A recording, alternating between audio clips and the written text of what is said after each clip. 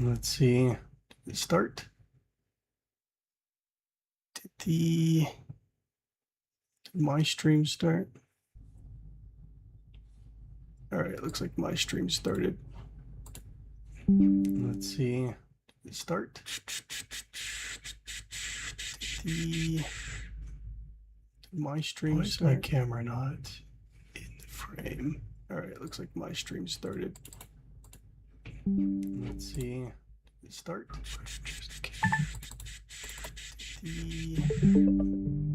My stream start? My camera not in program. All right, hang on, something's going on. Let's see. Did we start?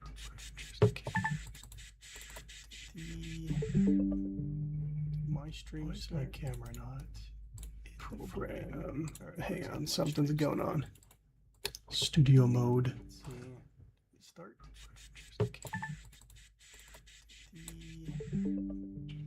My stream. My camera. Program. Right, hang on, something's going on. Studio mode. Start program.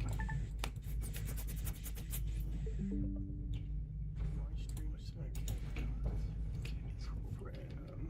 Right, hang on, something's going on. Studio mode. Not sure what's going on here.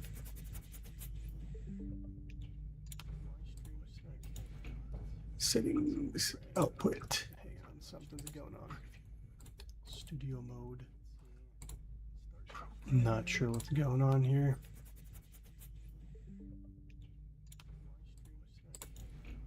Settings, oh, there you go. Output. Hang on, something's going on. Studio mode. Not sure what's going on here.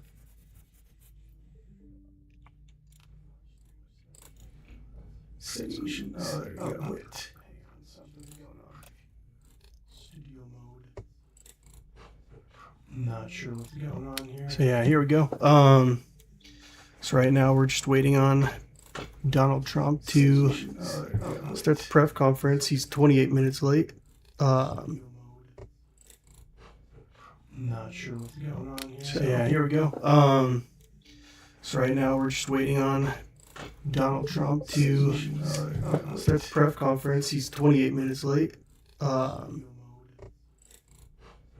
Not sure what's going on here. So yeah, here we go. So right now we're just waiting on Donald Trump to start the press conference. We're going to see what he talks about.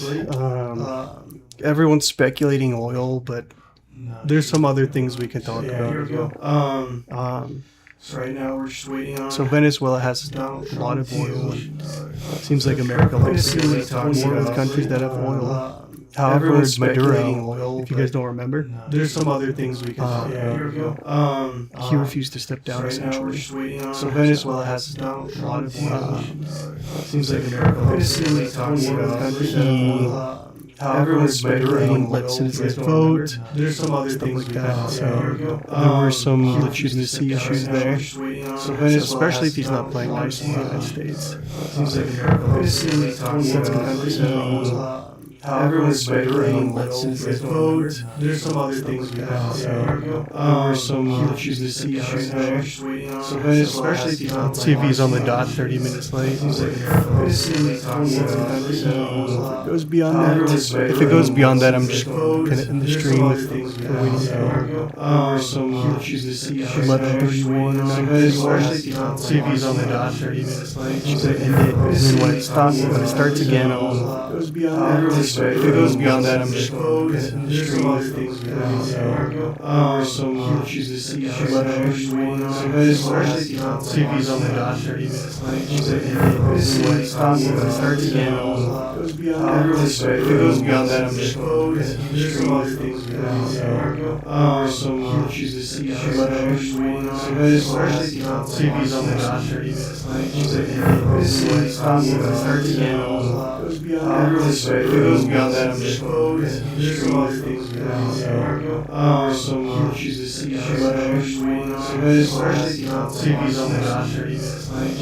Everyone's things beyond that, I'm just there's some other things beyond that. Some issues with seizures, waiting on CV's on the doctor. Everyone's things beyond that, I'm just there's some other things beyond that. Some issues with seizures, waiting on CV's on the doctor. Everyone's things beyond that, I'm just there's some other things beyond that. Some issues with seizures, waiting on CV's on the doctor.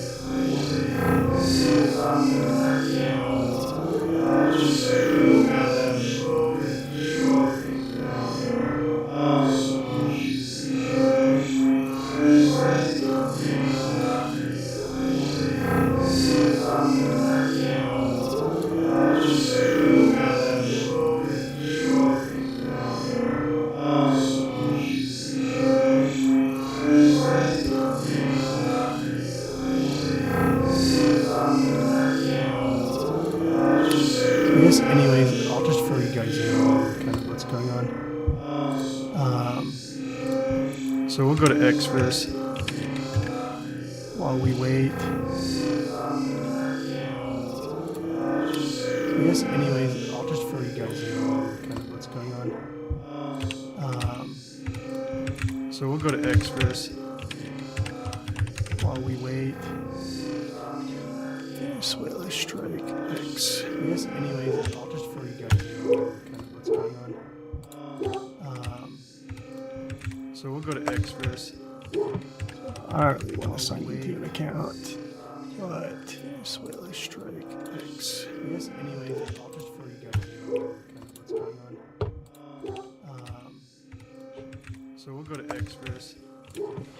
I don't really want to sign you to an account, but Venezuela strike X. Anyways, I'll just fill you guys in kind of what's going on.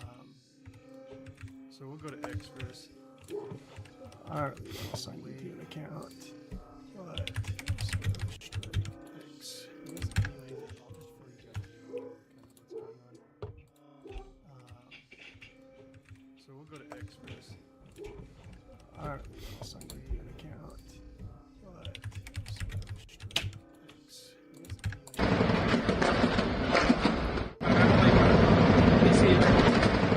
Oh yeah, right here we have. There's no audio.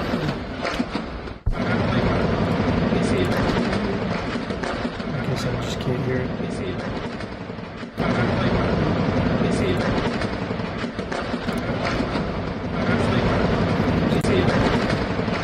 That's why there's no audio.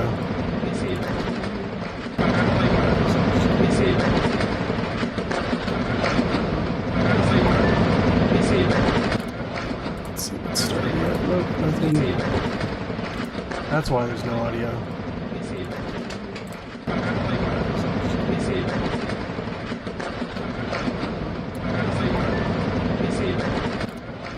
see what's starting yet. Nope, nothing. That's why there's no audio. I'm on a PC, so I don't know my login for Nation. Let's see what's starting yet. Nope, nothing. That's why there's no audio. I'm on a PC, so I don't know my login for. Let's just go to YouTube and check it out. Let's see what's starting yet. Nope, nothing. That's why there's no audio. I kind of want to watch this. This is my BMW 7 Series. And Click the wrong button. Let's see. Let's go back here. I kind of want to watch this. this is my BMW 7 Series. And Click the wrong button. Let's see. Let's go back here. I kind of want to watch this. this is my BMW 7 Series. And why is the light on? Click the wrong button. Let's see. Let's go back here. I kind of want to watch this. this is my BMW 7 Series. And why is the light on? Click the wrong button. I'll be right back. Let's see. Let's go back here. I don't want to watch this. this is my BMW 7 Series. And why is the light on? Click the wrong button. I'll be right back. Let's see. Let's go back here. I don't want to watch this. this is my The dogs are barking again. Still nothing. Click the wrong button. I'll be right back. If you're just waking up. Let's see. This happened around 2 a.m. too, so the dogs are barking again. Still nothing. Click the wrong button. I'll be right back. If you're just waking up. This is CNN. This happened around 2 a.m. too. Welcome to so, CNN. I'm Victor Blackwell in Atlanta. The breaking news this morning, President Trump says and District of Still New York nothing, Court will be the ones that Maduro faced. He had a $50 million bounty on his If you're head, just waking seeking information that could lead This towards happened around his 2 a.m. capture. And it may Welcome well to CNN. I'm Victor Blackwell in Atlanta. The breaking be news that the this delay morning, we're seeing President since Trump Trump's said tweet in the early hours of this morning is 74-word social media post that removed the extraordinary mystery, frankly, or the unresponsibility of exactly what was happening in the skies of Caracas very quickly to explain that, as many suspected, it was the US military behind this. It now appears that potentially the delay may be about transferring Maduro inside American soil for when President Trump addresses the nation about this move, extraordinary as it is. But I think once perhaps for Trump allies, the exhilaration of removing Maduro, who has been an authoritarian dictator behind violence against protesters and opponents. What happens now to Venezuela's military United States to prevent us? Will be deeply hoping that they now see some sort of future ahead of them where they're economic and prosperous. on the U.S. claims. Carried out by the CIA, and we know that the president had authorized the CIA to operate covertly inside of Venezuela, some weeks ago. We saw some of what they were doing just this week when we learned about that strike on a dock facility that the president said bounty on Maduro. And what Bondi says is that both Maduro and his wife will soon face the full wrath of American justice on American soil in American courts. But to be sure, there are plenty of questions here being raised by members of Congress. It does not appear as if the Trump administration briefed, the relevant lawmakers or the relevant committees before taking that action. And this at my direction, the United States Armed Forces He's on. conducted an extraordinary military operation in the capital of Venezuela. Overwhelming American military power, air, land, and sea, was used to launch a spectacular assault. And it was an assault like people have not seen since World War II. It was a force against a heavily fortified military fortress in the heart of Caracas to bring outlaw dictator Nicolás Maduro to justice. This was one of the most stunning, effective, and powerful displays of American military might and competence in American history. And if you think about it, we've done some other good ones, like the attack on Soleimani, the attack on al-Baghdadi, and the obliteration and decimation of the Iran nuclear sites just recently. in an operation known as Midnight Hammer, all perfectly executed and done. No nation in the world could achieve what America achieved yesterday, or frankly, in just a short period of time. All Venezuelan military capacities were rendered powerless as the men and women of our military, working with U.S. law enforcement, successfully captured Maduro in the dead of night. It was dark. The lights of Caracas were largely turned off due to a certain expertise that we have. It was dark and it was deadly. But captured along with his wife, Celia Flores, both of whom now face American justice. Maduro and Flores have been indicted in the Southern District of New York, Jay Clayton, for their campaign of deadly narco-terrorism against the United States and its citizens. I want to thank the men and women of our military who achieved such an extraordinary success overnight with breathtaking speed, power, precision, and competence. You rarely see anything like it. You've seen some raids in this country that didn't go so well. They were an embarrassment. If you look back to Afghanistan, or if you look back to the Jimmy Carter days, they were different days. We're a respected country again, like never before. These highly trained warriors operating in collaboration with U.S. law enforcement caught them in a very ready position. They were waiting for us. They knew we had many ships out in the sea, just sort of waiting. They knew we were coming.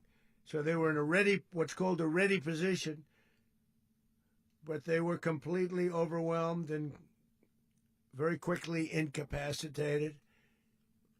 If you would have seen what I saw last night, you would have been very impressed. I'm not sure that you'll ever get to see it, but it was an incredible thing to see. Not a single American service member was killed, and not a single piece of American equipment was lost.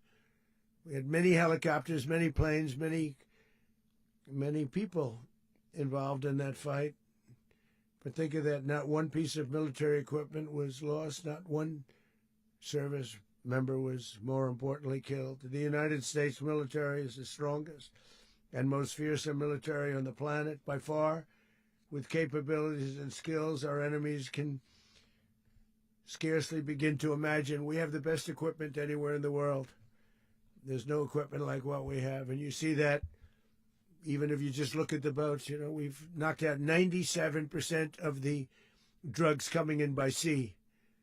90%. Each boat kills on average 25,000 people. We knocked out 97%. And those drugs mostly come from a place called Venezuela. We're going to run the country until such time as we can do a safe, proper, and judicious transition. So we don't want to be involved with having somebody else get in, and we have the same situation that we had for the last long period of years. So we are going to run the country until such time as we can do a safe, proper, and judicious transition. And it has to be judicious because that's what we're all about. We want peace, liberty, and justice for the great people of Venezuela, and that includes many from Venezuela that are now living in the United States and want to go back to their country. It's their homeland. We can't take a chance that somebody else takes over Venezuela that doesn't have the good of the Venezuelan people in mind. We've had decades of that. We're not going to let that happen. We're there now, and what people don't understand, but they understand as I say this, we're there now, but you can tell that he's incredibly tired right now. Can take place. So we're going to stay until such time as we're going to run it, essentially, until such time as a proper transition can take place. As everyone knows, the oil business in Venezuela has been a bust, a total bust, for a long period of time. They were pumping almost nothing by comparison to what they could have been pumping and what could have taken place. We're going to have our very large United So far, he's mentioned basically going back to Venezuela and oil. So I assume he wants someone that'll be more cooperative with the deportations and someone that'll cooperate with the oil. United States oil companies, the biggest anywhere in the world, go in, spend billions of dollars, fix the badly broken infrastructure, the oil infrastructure, and start making money for the country. And we are ready to stage a second and much larger attack if we need to do so. So we were prepared to do a second wave if we needed to do so. We actually assumed that a second wave would be necessary, but now it's probably not. The first wave, if you'd like to call it that, the first attack was so successful, we probably don't have to do a second, but we're prepared to do a second wave, a much bigger wave, actually. This was pinpoint, but we have a much bigger wave that probably won't have to do. This partnership of Venezuela with the United States of America, a country that everybody wants to be involved with because of what we were able to do and accomplish, will make the people of Venezuela rich, independent, and safe. And it will also make the many, many people from Venezuela that are living in the United States extremely happy. They suffered. They suffered. So much was taken from them. They're not going to suffer anymore. The illegitimate dictator Maduro was the kingpin of a vast criminal network responsible for trafficking colossal amounts of deadly and illicit drugs into the United States. As alleged in the indictment, he personally oversaw the vicious cartel known as Cartel de las Solas, which flooded our nation with lethal poison, responsible for the deaths of countless Americans, the many, many Americans. Hundreds of thousands over the years of Americans died because of him. Maduro and his wife will soon face the full might of American justice and stand trial on American soil. Right now, they're on a ship. They'll be heading to, ultimately, New York, and then a decision will be made, I assume, between New York and Miami or Florida. But we have people where the overwhelming evidence of their crimes will be presented in a court of law. And I've seen it. I've seen what we have. It's both horrible and breathtaking that something like this could have been allowed to take place. For many years after his term as president of Venezuela expired, Maduro remained in power and waged a ceaseless campaign of violence, terror, and subversion against the United States of America, threatening not only our people, but the stability of the entire region. And you all saw it. In addition to trafficking gigantic amounts of illegal drugs that inflicted untold suffering and human destruction all over the country, all over in particular the United States, Maduro sent savage and murderous gangs, including the bloodthirsty prison gang Tren de Aragua, to terrorize American communities nationwide. And he did indeed. They were in Colorado. They took over apartment complexes. They cut the fingers off people if they called police.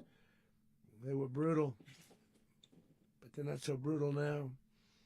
And I just have to congratulate our military, Pete and everybody, and our National Guard, because the job that they've done, whether it's in Washington, D.C., where we have a totally safe city, where it was one of the most unsafe cities anywhere in the world, frankly, and now we have no crime in Washington, D.C. We haven't had a killing. We had the terrorist attack a few weeks ago. A little bit of a different kind of a threat, but we haven't had a killing in a long period of time, 6-7 months. We used to have Look at this guy, his facial expressions. 2 a week in Washington, our capital. We don't have that anymore. The restaurants are opening. Everyone's happy. They go, Marco's looking pretty tired too. Their So is Pete. children, their wives. Pete's completely zoned out. Restaurants are opening all over Washington, D.C. So I want to thank the National Guard. I want to thank our military. And I want to thank law enforcement. It's been amazing. And they should do it with more cities. We're doing it, as you know, and we're doing it in Memphis, Tennessee right now, and crime is down. We've just sort of started a few weeks ago, but crime is down now 77%. And the governor of Louisiana called, great person, and he wanted us to help him, as you know, in a certain very nice part of Louisiana, and we have done that. And it was a rough section, and we have crime down. I understand it's down to almost nothing already after 2.5 weeks. New Orleans, it's down to almost nothing, and we've only been there for 2.5 weeks. Can't imagine why governors wouldn't want us to help. We also helped, as you know, in Chicago, and crime went down a little bit there. We did a very small help because we had no working ability with the governor. The governor was a disaster, and the mayor was a disaster. But it knocked down crime. But we're pulling out of there when they need us. We'll know. You'll know. You'll be writing about it. And likewise, Los Angeles, where we saved Los Angeles early on, where the head of the police department made a statement that if the federal government didn't come in, we would have lost Los Angeles. That's long after the fires. That's when they had the riots in Los Angeles. We did a great job. Got no credit for it whatsoever, but that's okay. It doesn't matter. We don't need the credit. But we'll be pulling out when they need us. They'll call, or we'll go back if we have to. We'll go back. But we did a great job in various cities. But the place that we're very proud of is Washington, D.C., because it's our nation's capital. We took it from being a crime-ridden mess to being How big one of Marco's the safest ears cities are. in the country. But the gangs that they sent raped, tortured, and murdered American women and children. Each ear is like half They the were in size all of his the head, cities I mentioned. whereas compared to Trendera, Trump's, it's like. And they were sent Anyways. by Maduro to terrorize our people, and now Maduro will never again be able to threaten an American citizen or anybody from Venezuela. There will no longer be threats. For years, I've highlighted the stories of those innocent Americans whose lives were so heartlessly robbed by this Venezuelan terrorist organization. Really one of the worst. One of the worst. They say the worst. Americans like 12-year-old Jocelyn Nungari from Houston. Beautiful Jocelyn Nungari. What happened to her? They, as you know, they kidnapped, assaulted, and murdered by Trendera animals. They murdered Jocelyn and left her dead under the bridge. There was a bridge that will never be the same to so many people after seeing what happened. As I've said many times, the Maduro It's just regime the way emptied he's out speaking. their I can't prisons, sent their focus worst, on anything most else. violent monsters into the United States to steal American lives. And they came from mental institutions and insane asylums. They came from prisons and jails. The reason I say both, they sound similar. Actually, prisons, a little bit more hostile, a little bit tougher. A mental institution isn't as tough as an insane asylum, but we got them both. They sent from their mental institutions. They sent from their jails, prisons. They were drug dealers. They were drug kingpins. They sent everybody bad into the United States, but no longer. And we have now a border where nobody gets through. In addition, Venezuela unilaterally seized and stole American oil, American assets, and American platforms, costing us billions and billions of dollars. They did this a while ago, but we never had a president that did anything about it. They took all of our property. It was our property. We built it.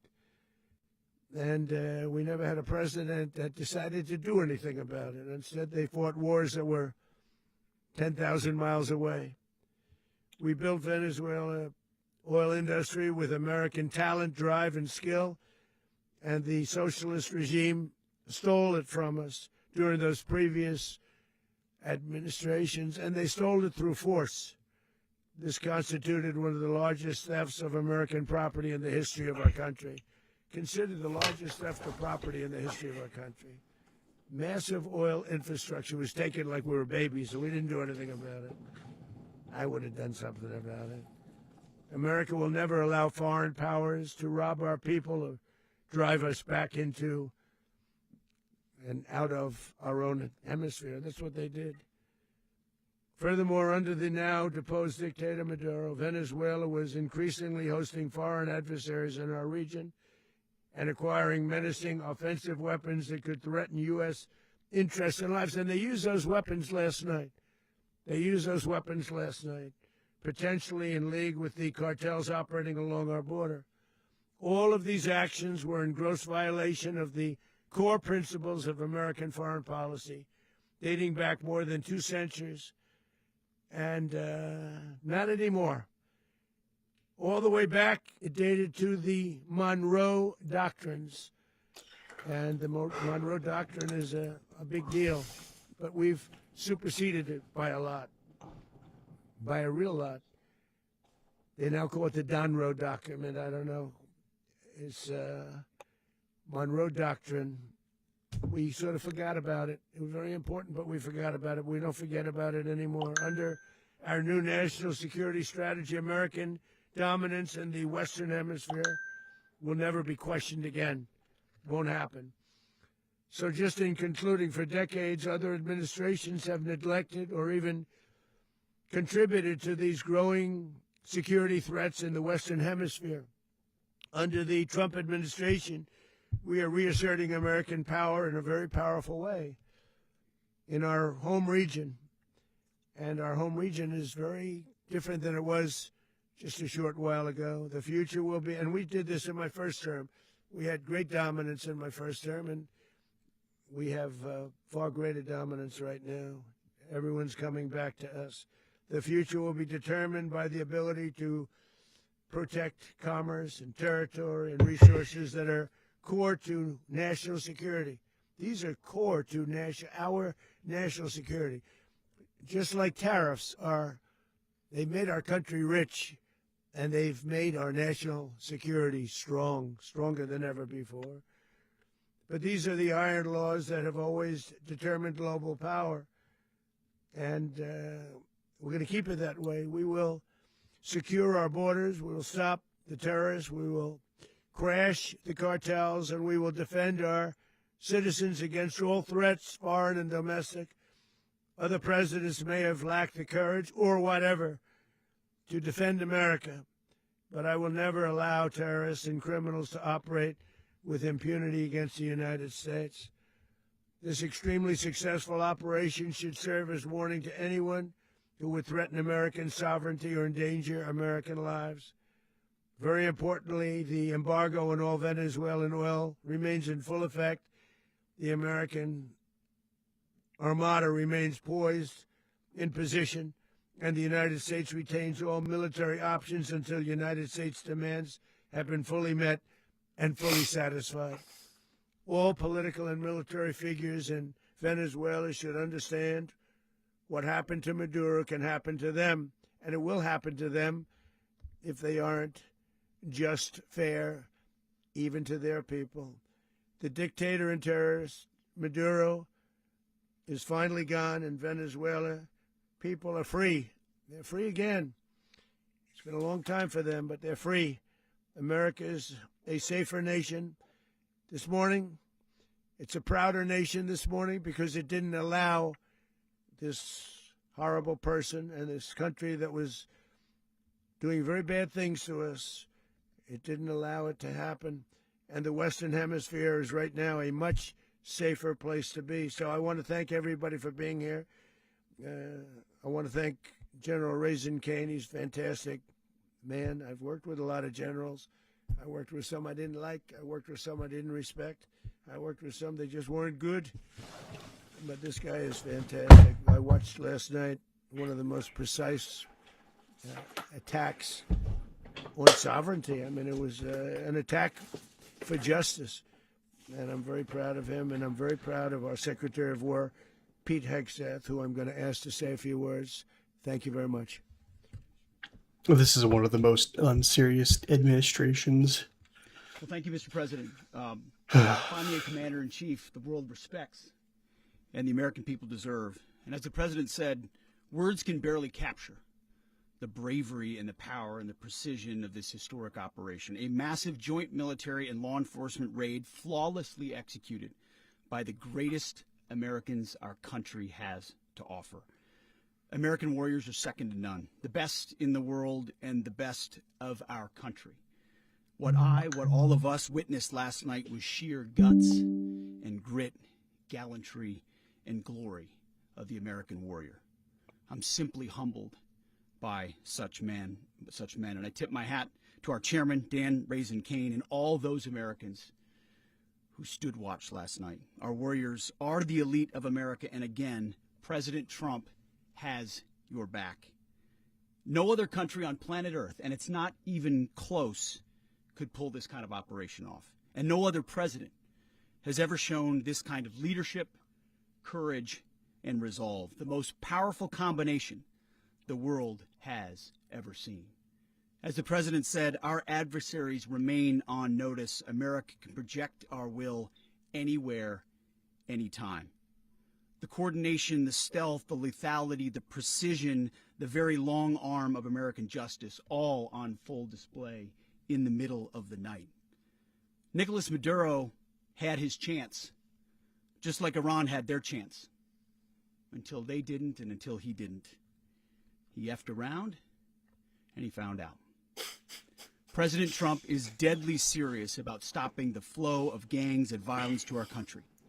Deadly serious about stopping the flow of drugs and poison to our people. Deadly serious about getting back the oil that was stolen from us. And deadly serious about reestablishing American deterrence and dominance in the Western Hemisphere. This is about the safety, security, freedom, and prosperity of the American people.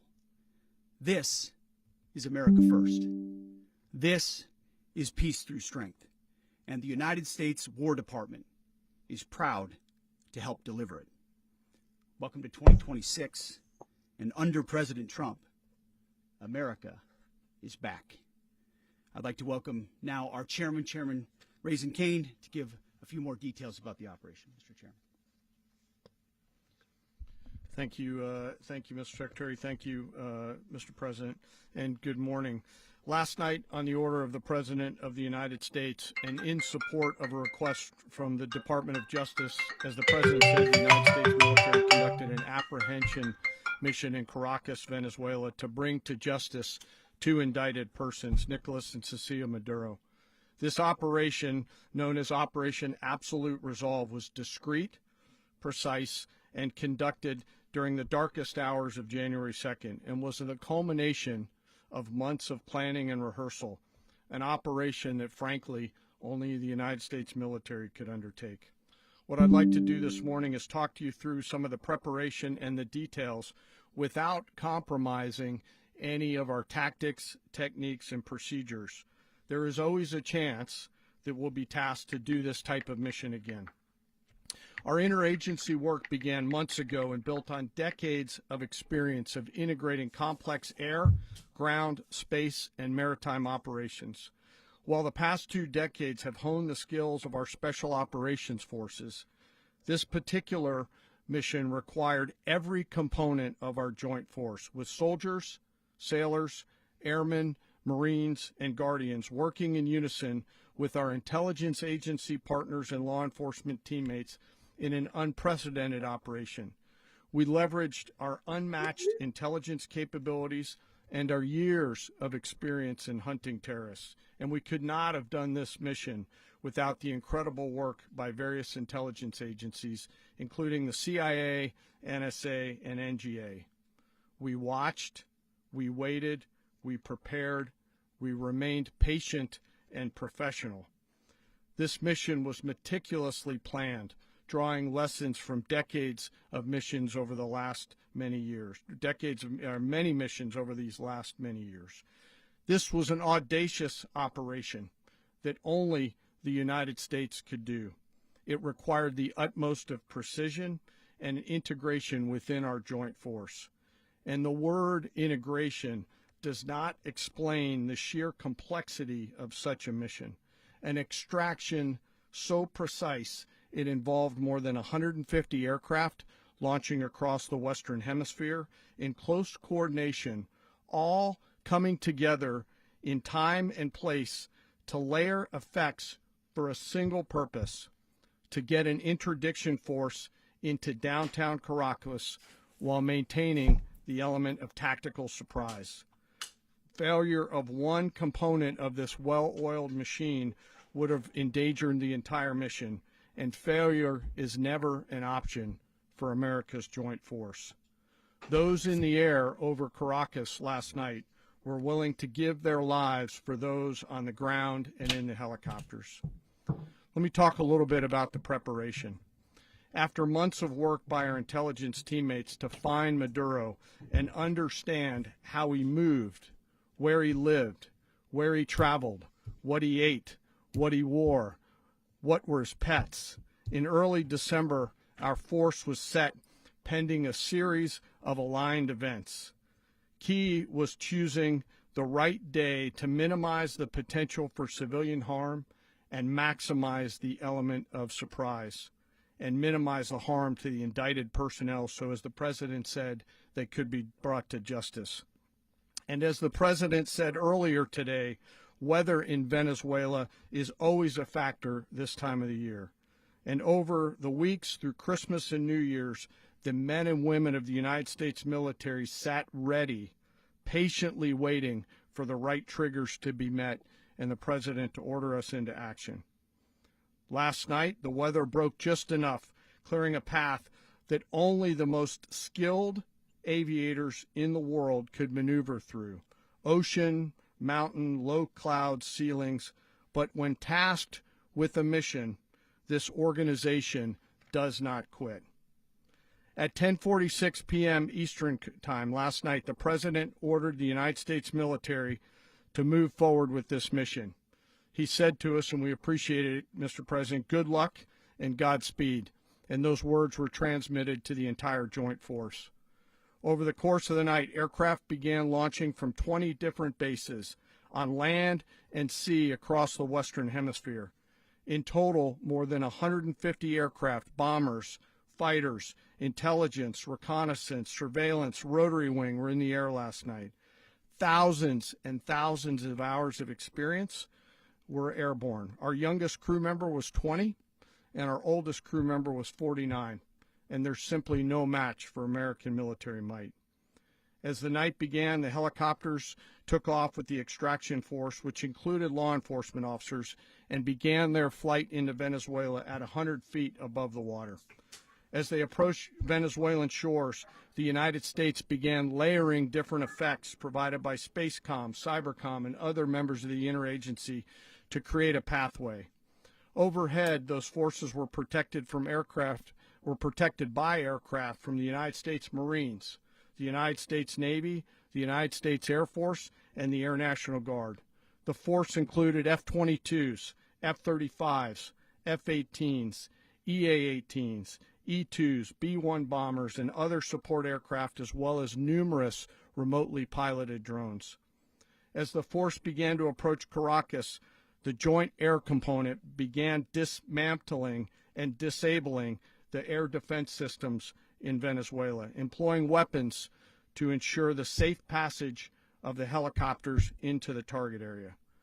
The goal of our air component is, was, and always will be to protect the helicopters and the ground force and get them to the target and get them home. As the force crossed the last point of high terrain where they'd been hiding in the clutter, we assessed that we had maintained totally the element of surprise. As the helicopter force ingressed towards the objective at low level, we arrived at Maduro's compound at 1:01 a.m. Eastern Standard Time, or 2:01 a.m. Caracas local time, and the apprehension force descended into Maduro's compound and moved with speed, precision, and discipline towards their objective, and isolated the area to ensure the safety and security of the ground force while apprehending the indicted persons. On arrival into the target area, the helicopters came under fire, and they replied with that fire with overwhelming force in self-defense. One of our aircraft was hit but remained flyable, and as the President said earlier today, all of our aircraft came home, and that aircraft remained flyable during the rest of the mission. As the operation unfolded at the compound, our air and ground intelligence teams provided real-time updates to the ground force, ensuring those forces could safely navigate the complex environment without unnecessary risk. The force remained protected by overhead tactical aviation. Maduro and his wife, both indicted, gave up and were taken into custody by the Department of Justice, assisted by our incredible U.S. military with professionalism and precision, with no loss of U.S. life. After securing the indicted persons, the force began to prep for departure. Helicopters were called in to exfiltrate the extraction force, while fighter aircraft and remotely piloted aircraft provided overhead coverage and suppressive fire. There were multiple self-defense engagements as the force began to withdraw out of Venezuela. The force successfully exfiltrated and returned to their afloat launch bases, and the force was over the water at 3:29 a.m. Eastern Standard Time with indicted persons on board. And both Maduro and his wife were embarked aboard the USS Iwo Jima. In closing, what we've witnessed today is a powerful demonstration of America's joint force. We think, we develop, we train, we rehearse, we debrief, we rehearse again and again, not to get it right, but to ensure that we cannot get it wrong. Our jobs are to integrate combat power so when the order comes, we can deliver overwhelming force at the time and the place of our choosing against any foe anywhere in the world. I am immensely proud today of our joint force and filled with gratitude to represent them here today. There is simply no mission too difficult for these incredible professionals and the families that stand by them and support them. As we stand here this morning, our forces remain in the region at a high state of readiness, prepared to project power, defend themselves, and our interests in the region. This operation is a testament to the dedication and unwavering commitment to justice and our resolve to hold accountable those who threaten peace and stability.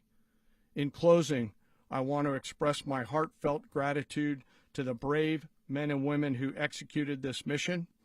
Their courage and tireless commitment to our nation are what makes us strong.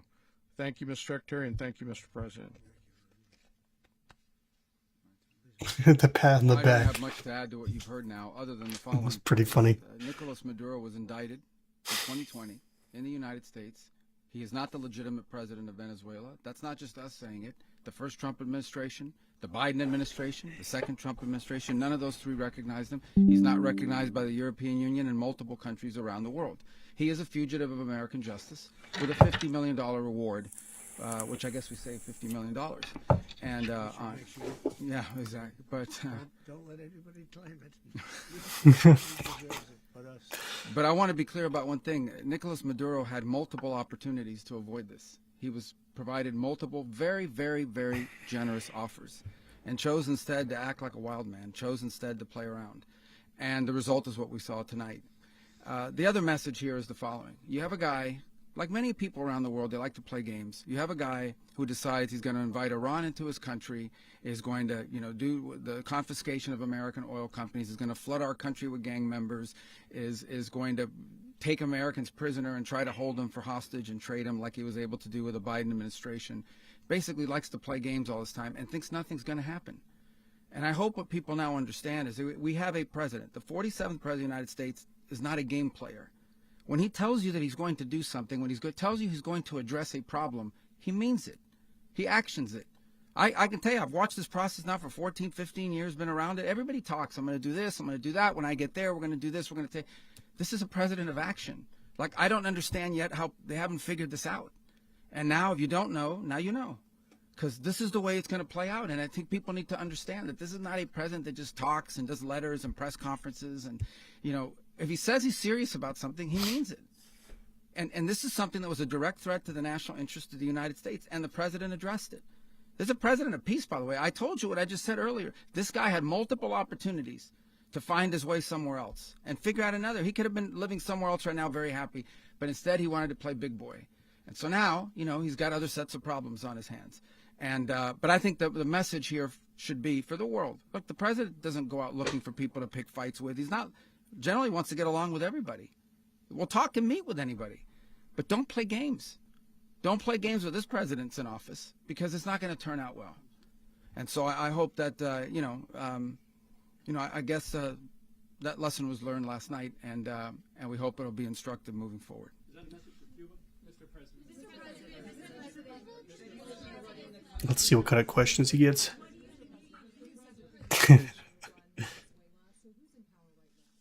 Well, we're going to be running it with a group, and we're going to make sure it's run properly. We're going to rebuild the oil infrastructure, which will cost billions of dollars. It'll be paid for by the oil companies directly. They will be reimbursed for what they're doing, but that's going to be paid. And we're going to get the oil flowing the way it should be. As you know, it was just a minor flow. It was actually a minor flow for what they have.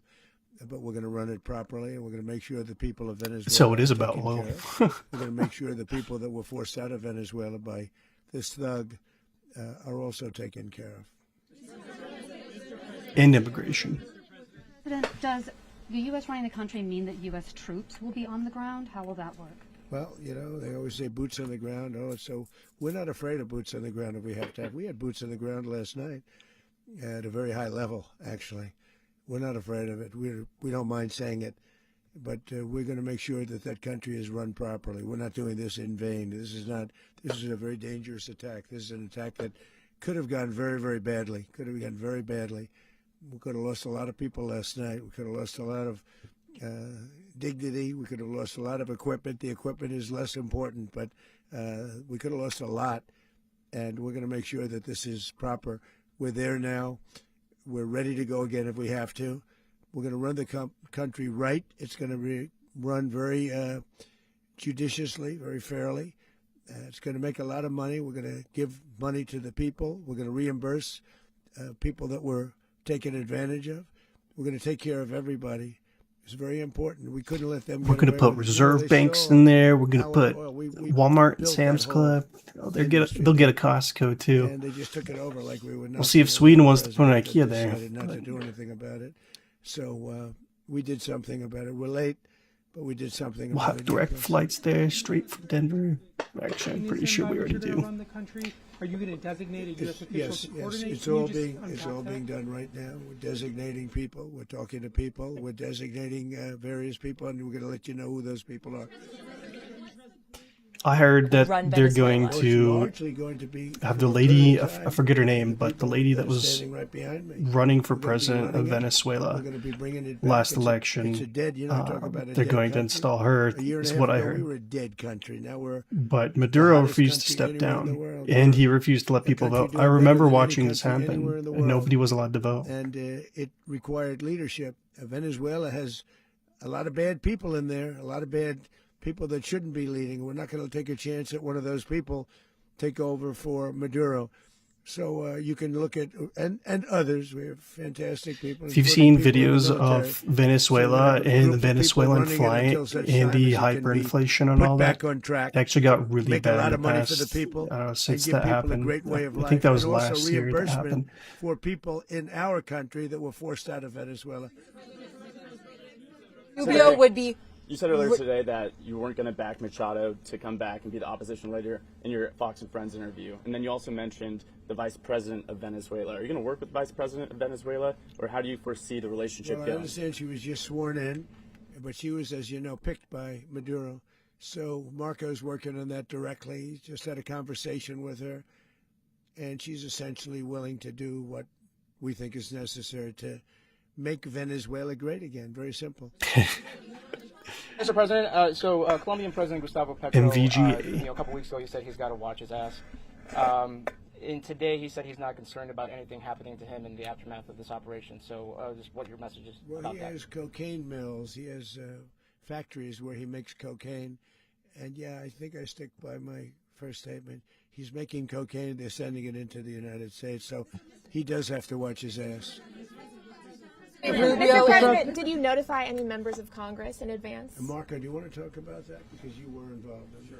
We called members of Congress immediately after. This was not the kind of mission that you can do congressional notification on. It was a trigger-based mission in which conditions had to be met night after night. We watched and monitored that for a number of days. So it's just simply not the kind of mission you can call people and say, hey, we may do this at some point in the next 15 days.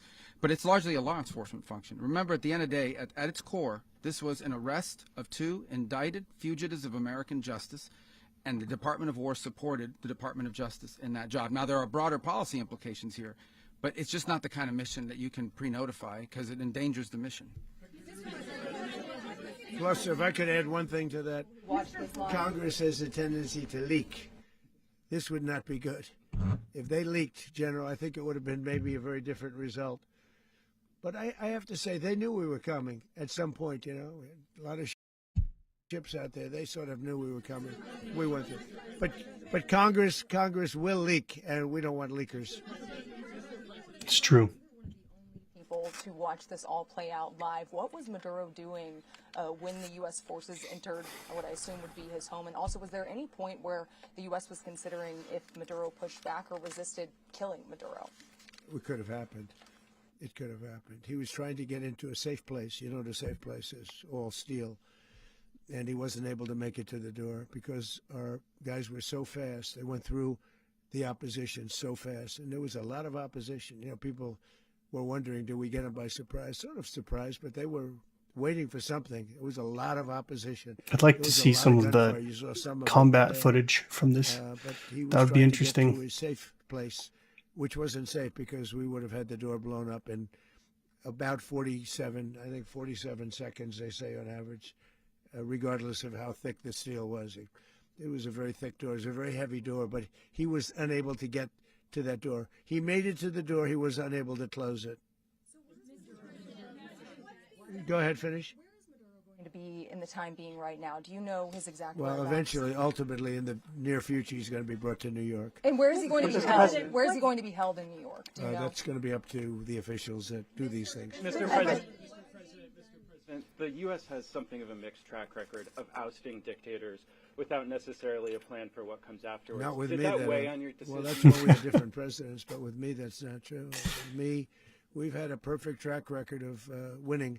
We win a lot, and we win. If you look at He's so Soleimani, funny. You look at al-Baghdadi, you look at the Midnight Hammer. Midnight Hammer was incredible. Right now, you wouldn't have peace in the Middle East. We have essentially peace in the Middle East because of that. If we weren't successful with Midnight Hammer, you wouldn't have peace in the Middle East. So, with me, you've had a lot of victory. You've had only victories. You've had no losses. Yeah.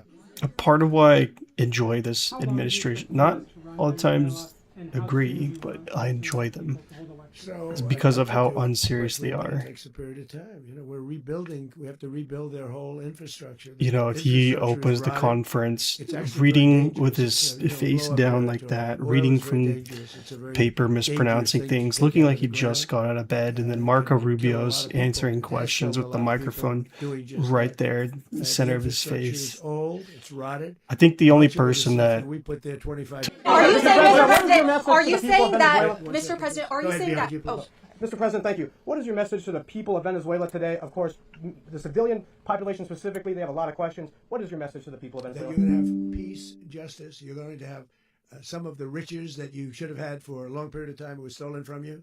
But you're going to have peace and you're going to have safety. You're going to have justice. You're going to have a country. You're going to have a real country. You're going to have potentially a great country. You know, if you go back 20 years, maybe even a little longer ago, that was a great country.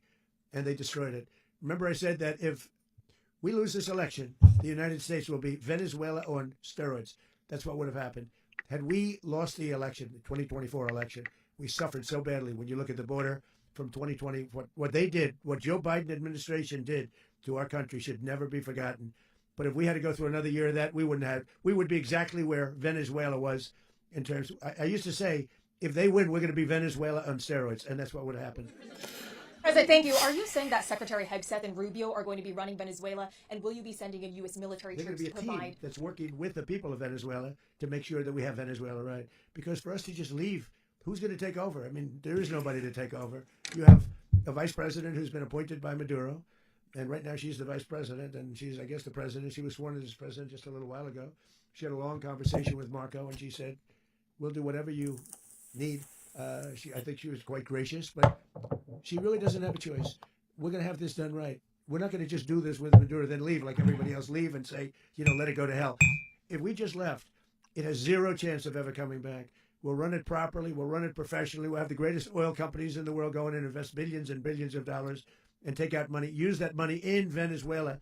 And the biggest beneficiary are going to be the people of Venezuela. And also, I can't hope that's stress true. this strongly enough, the people that got thrown out of Venezuela that are now in the United States, and frankly, some want to stay and some probably want to go back, yeah.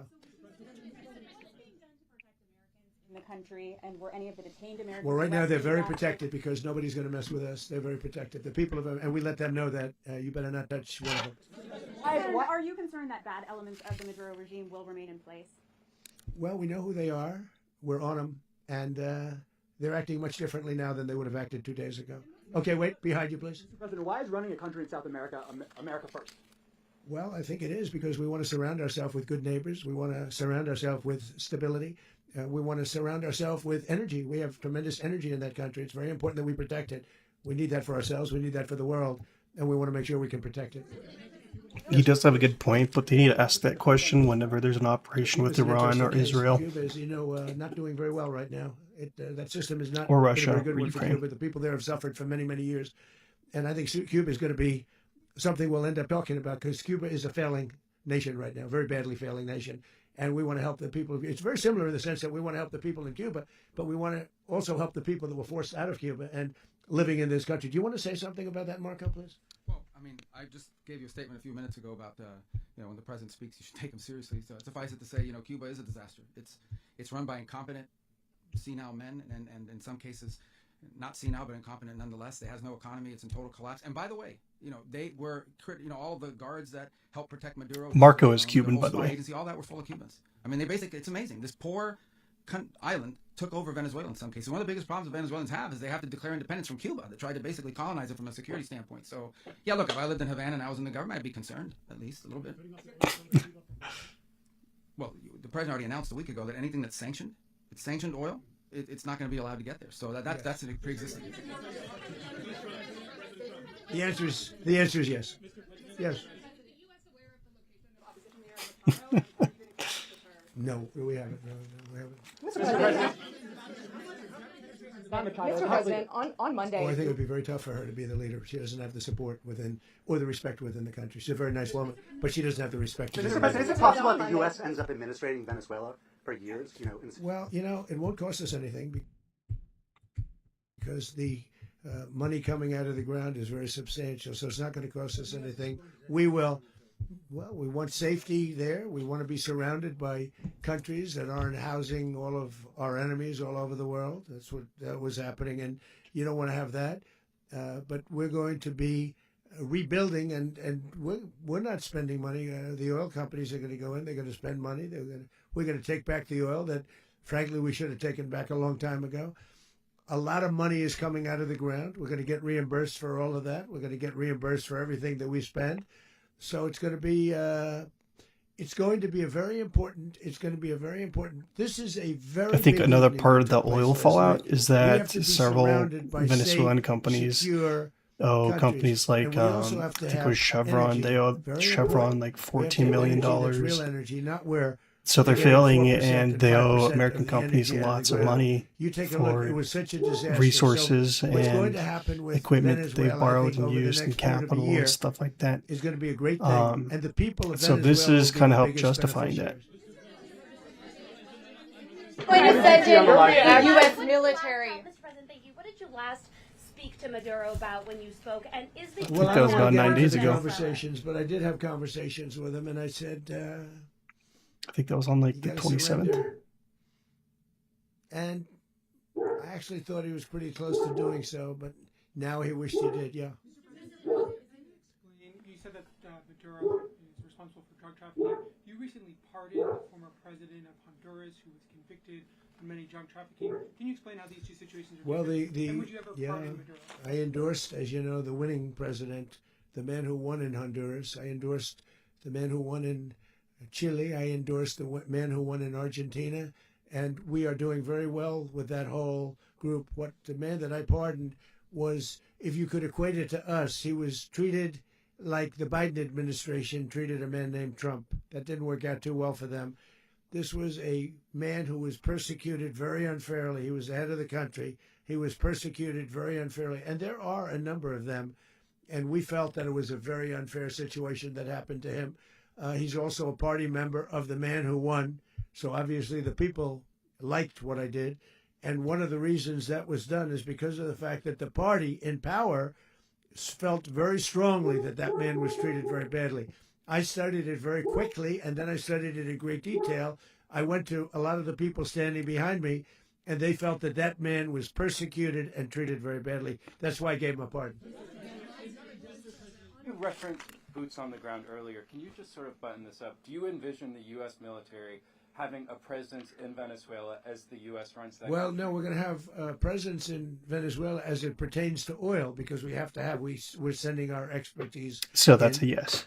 So you may need something, not very much. But no, we're going to be taking out a tremendous amount of wealth out of the ground. And that wealth is going to the people of Venezuela and people from outside of Venezuela that used to be in Venezuela. And it goes also to the United States of America in the form of reimbursement for the damages caused us by that country. So I want to thank you all very much. Thank you. So Do you have one? I think, in summary, was so nice if you're in the before. I'm gonna give military, you the final you can question. expect to be deployed in Unless it's a Venezuela, bad question, in which is which better case I'll go than one word. the Middle East, about probably. Putin, if you want. About Putin. Well, that's always nice You had to a talk phone. about Putin. You had a phone call with him Yeah. on Monday. Did he talk at all about Maduro? Did y'all talk about this? No, we didn't. And We then- never spoke about Maduro. Are you mad at him right now? I mean, there's this I'm not intelligence. thrilled with Putin. I'm not thrilled with Putin. He's killing too many people. I thought that would be so. I settled 8 1/4 war. You know what the 1/4 was? Thailand and Cambodia. I did it again. They broke out, and I did it in about 5 hours, and I settled it. I'm giving myself 1/4, so I'm up to now 8 1/4. In other words, I settled the war, but then they broke out. They had a pretty bad breakout over the last 4 days. I got them to go back to peace. I think he's talking about So how I many only give wars he's ended. 1/4. I thought the easiest one would be 8 1/4. one of the easier ones Not would really be sure. Russia, Ukraine. It's not, and they both have done some pretty bad things. And look, that's Biden's war. That's not my war. But I want to stop the lives. Did you see where last month 30,000? It was 27,000 the month before. 30,000, mostly soldiers, were killed this last month. 30,000. I want to stop that. You know, I got NATO to pay 5% instead of the 2% that they weren't paying. They weren't paying 2, now they pay 5.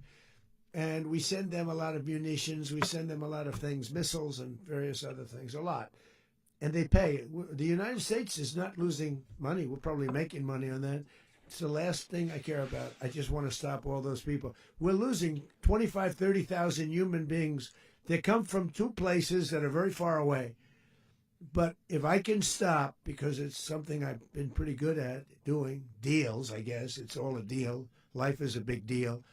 I think that's a if I good can thing stop that war and stop he's very 30,000 consistent young about people, in wanting addition peace. to the fact that people are being killed in Kiev, people are being killed. I'm in not other so sure his cities, actions really a much smaller number, but they're being killed. prove it viciously completely, killed. but So I'm not happy about it. I at thought least that would be he's a something little bit that more would get peaceful solved. than We have Mr. some of the Witkoff other here. I ones, think that the other we're making presidents. progress, but that's a war that should have never happened. If I were 'Cause he has president, ended it would wars. have never happened. Putin says it. Everybody says it. If I were president, that would have never happened. But I inherited that war. That was Joe Biden, Zelensky, and Putin. I came into the situation, and it's a mess. And I will say this. I watched an operation last night that was so precise, that was so brilliant. I mean, it was incredible. If we had our people, like this general and our people involved, that war would not have gone on very long, that I can tell you.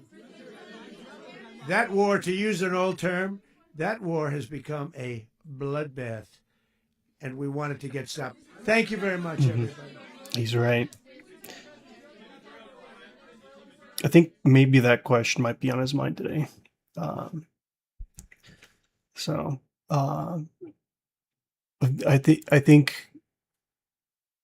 think there's a good chance this year that the Russia-Ukraine war could come to an end. However, last week Putin did say that he wants to keep all the buffer regions that they've taken and expand them a little bit more. But I don't know. Trump's probably putting that on the back burner, and we'll see what comes from that. There seems to be an update pretty regularly on that. Anyways, so pertaining to that press conference that we just watched, I think it's safe to say that there's several key factors that pushed this kind of military action onto Venezuela, and it's good that there's not really anticipation to stay there like the Afghanistan forever war that was going on. I think it sounded like the intentions were to improve the economy and politics in Venezuela to help make it safer and kind of a better place to live in. That way, when he does send people back and deport them back to Venezuela, it's not going to be a dangerous hellhole. And that way, hopefully, they can lift the asylum-seeking kind of claims. So that's one of them. He wants to make it dangerous so they can't claim asylum anymore. Two, Maduro was unjustly elected, and I guess not even elected. He just refused to step down from power. And because of that, it turned into a regime there. It turned into something that a lot of people didn't favor. If you remember the elections that happened, I'm pretty sure it was right after our elections in 2023 or 2024. It happened like right after our elections, if I remember correctly. I'm not certain about that, but I do remember all over X and Twitter and Instagram, there were photos and videos of people storming shelves and the inflation rates and how much things cost all of a sudden, and how industries were failing and all that. So there was definitely a crisis that caused people to want to leave, as well as Maduro didn't do anything about the gangs down there that came over and invaded the United States and made things difficult. And then you've also got, the drug trafficking. Maduro is directly involved with that. He mentioned cocaine, but he didn't mention the fentanyl that was coming over as well. There was a lot of fentanyl coming across from ships and boats, and the military struck some of those down. But there was also a lot of cocaine and other drugs coming across. It was definitely a major. It shouldn't have been an export, but it was a major export. I think Mr. President mentioned that there were 25 to 30,000 people that died per boat that came across. So that's quite a bit of people. And that's just U.S. citizens dying from each boat. So you've got, he was meeting with leaders we didn't like. He was unjustly elected, and then Trump plans to deport people back and doesn't want to send them to just a meat grinder of a place. But on top of that, as I mentioned earlier, some of their oil companies are pretty broke right now, and a lot of them owe American oil companies lots of money. I believe it was Chevron that one of the companies owes like $14,000 or something like that. Or no, maybe that was a French company. But I do know that the Venezuelan companies owe American companies a lot of money, and they have nothing really to show for it. They were kind of restricting the flow of oil and stuff. So that caused a major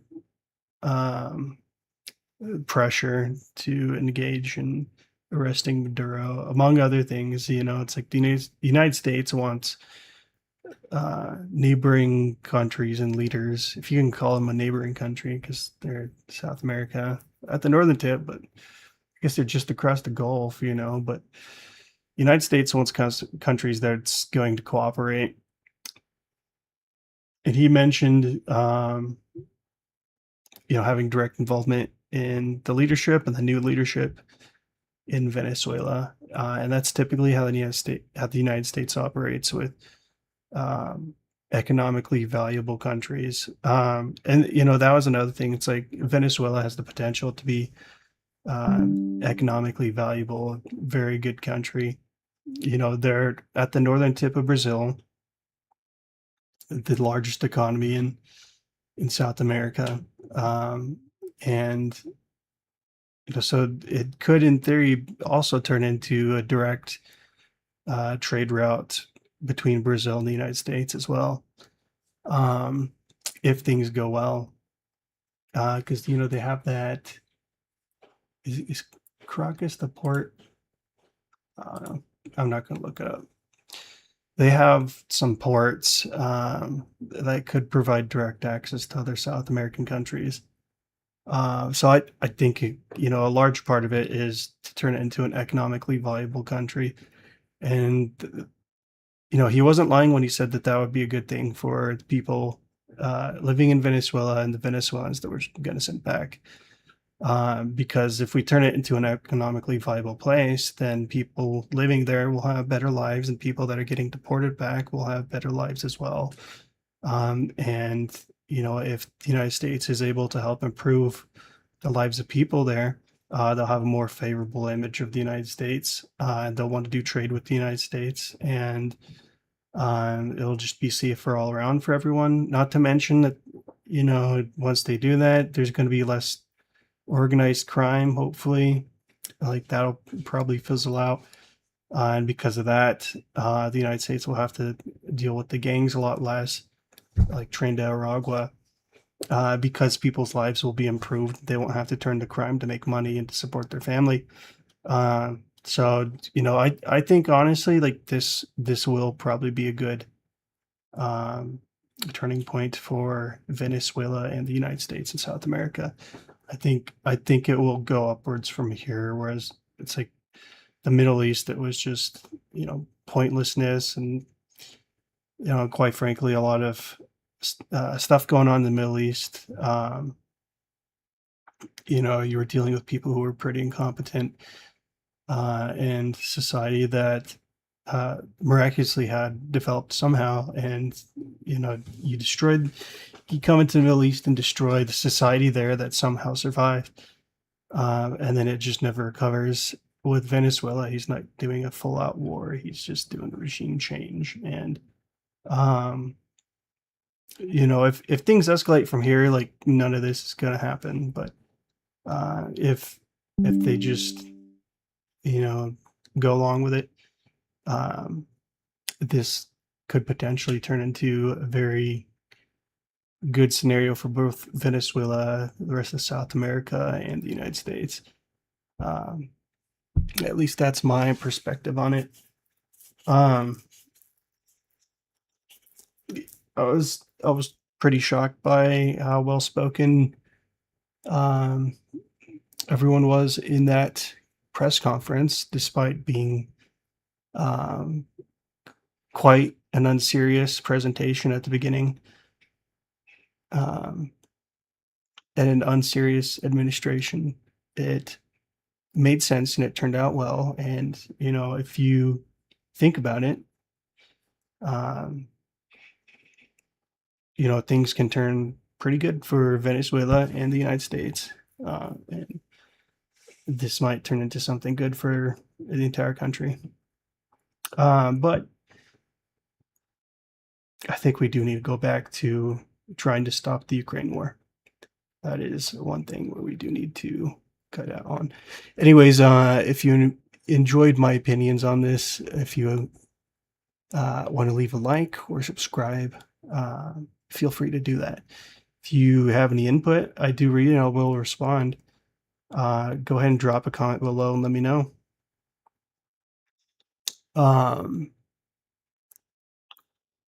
And possibly later I might show some supporting footage on X. I just created a new X account, but I'm kind of hungry right now, so I'm going to hop off. Anyways, you guys take care and pray for the people of Venezuela. pray for everyone involved, and yeah. Take care.